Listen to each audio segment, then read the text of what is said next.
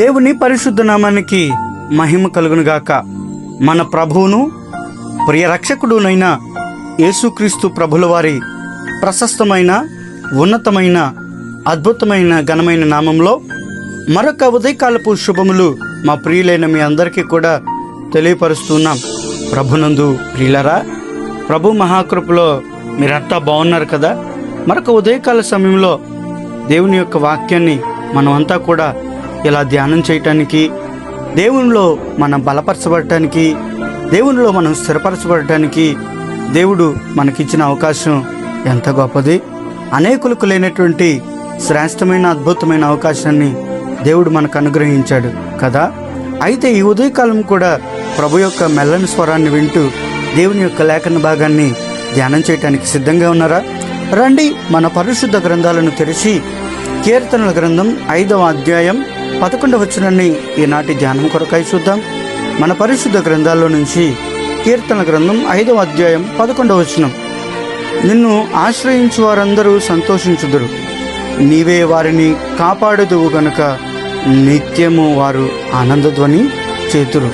దేవుడు ఈ పరిశుద్ధ లేఖన భాగాలను మనందరి వినికిడిలో దీవెనకరముగాను, ఆశీర్వాదకరంగాను, ఫలభరితంగాను మార్చి ఈ ఉదయకాల సమయంలో దేవుడు మనందరూ అక్కర కొలది మనతో మాట్లాడునుగాక. ఆమెన్. నా ప్రియ తోటి సహోదరి సహోదరులారా, ఈ ఉదయకాల సమయంలో దేవుడు ఎంత చక్కని లేఖన భాగాన్ని మనకు అనుగ్రహించాడు. ఆయన అంటున్నాడు, దావీదు, నిన్ను ఆశ్రయించు వారందరూ సంతోషిస్తారయ్యా అని చక్కని సాక్ష్యాన్ని ఇక్కడ ఇస్తున్నట్లుగా చూస్తూ ఉన్నాం. ప్రియమైనటువంటి దేవుని బిడ్డలారా, ఈ 5వ కీర్తన అంతా కూడా దావీదు యొక్క ప్రార్థన.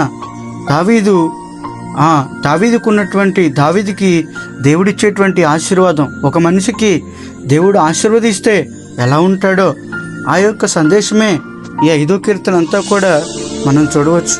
అయితే ఈ 11వ వచన భాగంలో భక్తుడు ఏమని రాస్తున్నాడంటే, నిన్ను ఆశ్రయించు వారందరూ సంతోషిస్తారు. అంటే ఎవరిని ఆశ్రయిస్తే సంతోషం, ఎవరిని ఆశ్రయిస్తే ఆనందం, ఎవరిని ఆశ్రయిస్తే ఒక మనిషి జీవితంలో మహదానందం వస్తుంది అని ఈ ప్రాతకాల సమయంలో మనం ఆలోచన చేయగలిగితే, ఉదయకాల సమయంలో దేవుడు అంటూ ఉన్నాడు, నన్ను ఆశ్రయించండి, మీకు సంతోషం దొరుకుద్ది. అందుకనే భక్తుడైనటువంటి పౌలు నాన్నగారు ఓ మంచి మాట అన్నారు, ఆనందించండి, ప్రభునందు ఆనందించండి, మరలా చెప్పుదును, ఎల్లప్పుడూ ప్రభునందు ఆనందించండి. ఒక మనిషి జీవితంలో ఆనందం, సంతోషం రావాలి అంటే దేవుని దగ్గర నుంచే వస్తుంది. ప్రియా సహోదరులారా, ఈరోజు చాలా కుటుంబాల జీవితంలో ఎవరినో ఆశ్రయిస్తూ ఉంటారు. లోకాన్ని ఆశ్రయించడం ద్వారానో, డబ్బుని ఆశ్రయించడం ద్వారానో, దేనినో ఆశ్రయించడం ద్వారానో సంతోషం వస్తుంది. ఇక నాకేంట్లో నేను హ్యాపీగా, ఎంజాయ్గా నా లైఫ్ని గడిపేస్తాను, నా జీవితాన్ని గడుపుతాను అని అనుకుంటూ ఉన్నా. కానీ ఈరోజు మన సంతోషానికి, లేదంటే మన సమాధానానికి, మన కుటుంబాల్లో మనం సంపాదించినటువంటి డబ్బో, లేదంటే మనం కూర్చుకున్నటువంటి కొంత ఆస్తో ఏదో అక్కడికి రావట్లేదు. ప్రియమైనటువంటి సహోదరులారా, అంటే డబ్బు ఉండటం తప్ప కాదు. అయితే ఒక మనిషి జీవితంలో ఖచ్చితంగా దేవుని ఆశ్రయం అనేది ఖచ్చితంగా ఉండాలి. మనిషి దేవుడిచ్చేటువంటి ఆశ్రయాన్ని కోరుకోవాలి, ఆయన ఇచ్చేటువంటి ఆశీర్వాదాన్ని కోరుకోవాలి. దేవుడు ఒక మనిషికి ఆశ్రయదుర్గంగా, ఆయన ప్రాకారముగా ఉంటే, ఒకవేళ నీ ముందు ఎక్కలేనంత ఎత్తైన కొండ వంటి సమస్యలే ఉన్నా ఆ సమస్యలన్నిటినీ కూడా నా ప్రభు పరిష్కరించి నీకు ఒక ఉన్నతమైన స్థానాన్ని అధిరోహించేటట్లు దేవుడు చేస్తాడు. అయితే దావీదు అంటాడు, అయ్యా నా ఆశ్రయదుర్గం నీవే. అంటే దేవుడు దుర్గంగా ఉండాలనేది దావీదు కోరిక. దేవుడు దావీదు గారికి ఆశ్రయముగా ఉండాలి అని దావీదు కోరుకుంటూ ఉన్నాడు. నా ప్రియ స్నేహితుడా, సహోదరి సహోదరుడా, ఈ ఉదయకాల సమయంలో ఈ లోకాన్ని ఆశ్రయించి బ్రతుకుతున్నామేమో. అంటే ఆశ్రయించటం అనగా ఒక వ్యక్తి దగ్గరికి వెళ్ళి, అయ్యా నాకు సహాయం చేయండి బతిలాడుకుంటున్నాము. కానీ నీ ప్రభువు, నీ రక్షకుడు, నీ విమోచకుడైనటువంటి దేవుణ్ణి ఆశ్రయించరాదా? నీ బ్రతుకును మారుస్తాడు, నీ పరిస్థితిని మారుస్తాడు. ఈ ఉదయకాల సమయంలో ఏ స్థితిలో ఉండి, ఎంత దుఃఖంలో ఉండి, ఎంత బాధను అనుభవిస్తూ ఈ వాగ్దానాన్ని వింటూ వీక్షిస్తున్నావు నాకు తెలియదు. కానీ ఆయన నీకు ఆశ్రయంగా ఉంటే నీ బ్రతుకంతో సంతోషమే.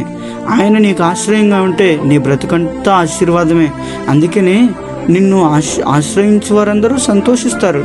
ఎప్పుడు అంటే కొద్ది కాలం ఉండి కొద్ది క్షణాలుండి పోయేదా ఈ సంతోషం అంటే? కాదు. నిత్యము సంతోషించేటట్లు దేవుడు చేయగలడు, నిత్యము ఆనందించేటట్లు చేయగలడు. అంతేకాదు ఆయనను ఆశ్రయించినటువంటి వారి చేయ విడిచిపెట్టడు.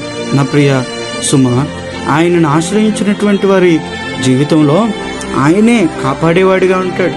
ఇశ్రాయేలు కాపాడేవాడు కునుకడు నిద్రపోడు, నిన్ను కాపాడేవాడు కూడా కునుకడు నిద్రపోడు. ఆయన నీ సహాయకుడు.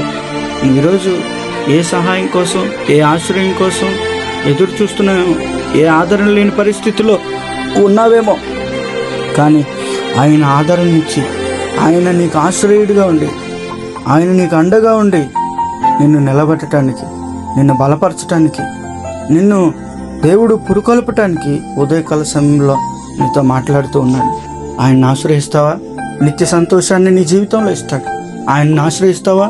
నిత్యము నిన్ను కాపాడుతాడు, నిన్ను భద్రపరుస్తాడు. నిన్ను భద్రపరిచేటువంటి వారికి నిన్ను నీవుగా అప్పగించుకుంటే ఎంత నీ జీవితంలో ఆశీర్వాదం. రండి చిన్న ప్రార్థన చేద్దాం. మిక్కిలి పరిశుద్ధుడా నీకు వందనాలు అయ్యా. యెహోవాను ఆశ్రయించేవారు నిత్యము ఆనందించుతారు. ఎందుకు అనంటే వారి జీవితంలో దేవుడుగా నీవు ఆశ్రయుడిగా ఉంటావు. నైనా నిన్ను ఆశ్రయిస్తే నిత్య సంతోషము అనగా ఆనందం వస్తుంది. నిన్ను ఆశ్రయిస్తే మేము కాపాడబడతాం. కనుక ప్రభా, మా జీవితంలో ఎంతకాలం లోకాన్ని ఆశ్రయించాము, మనుషులను ఆశ్రయించాము, నిన్ను ఆశ్రయించి మేము బ్రతుకున్నట్లు సహాయం తెచ్చాము. ఇది నన్న వివాహ వార్షికోత్సవాలు, పుట్టినరోజులు జరుపుకుంటున్న బిడ్డలందరినీ నీ చేతులకు అప్పగించుకుంటాం. నాయన ఈ దినమంతా నీ నామానికి మహిమ, మాకు మేలు, దీవెన, ఆశీర్వాదకరంగా మలుచున్నాం. యేసు పరిశుద్ధ నామాన్ని ప్రార్థిస్తున్నాం తండ్రి. Amen, amen, amen. May God bless you all. May God bless our India.